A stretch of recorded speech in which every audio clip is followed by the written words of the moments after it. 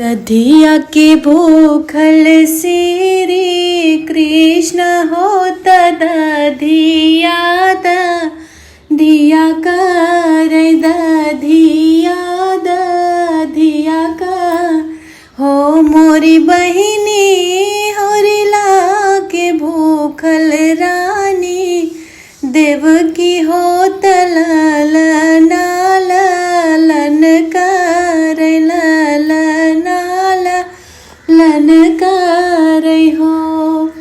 दधिया के भूखल श्री कृष्ण होत दधिया दधिया कर दधिया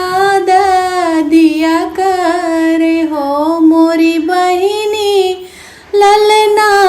के भूखल रानी देवकी होत ललना लना कर ललना कर हो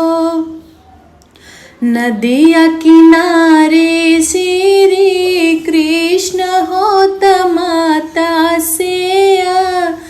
रज कर माता से रज कर हो मोरी माता तोरी गोदिले बैया अवतार हो अमर होई के रहबै हो तोहाई लेके रहबै हो मोरी माता तोरी गोदिले बैया अवतार हो तोहाई लेके रहबै हो तोहाई लेके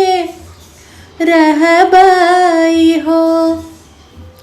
नदिया किनारे रानी देवकी होत कृष्ण के सम झावै हो कन्हैया के सम झावै हो मोरी बेटा चला जात गोकुलान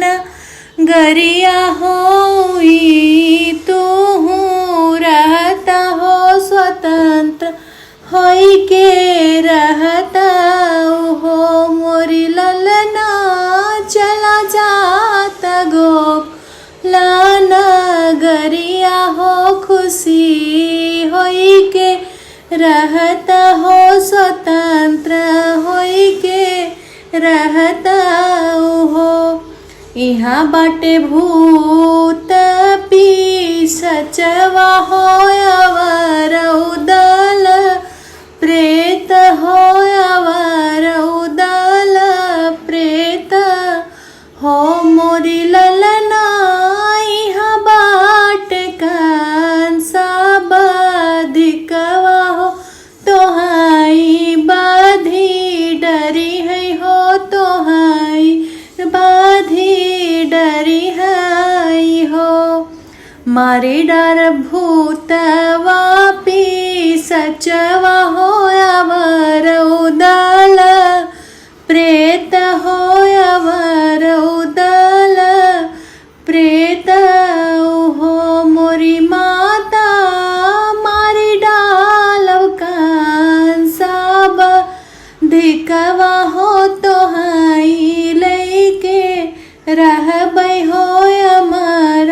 होई के रहबै हो मोरी माता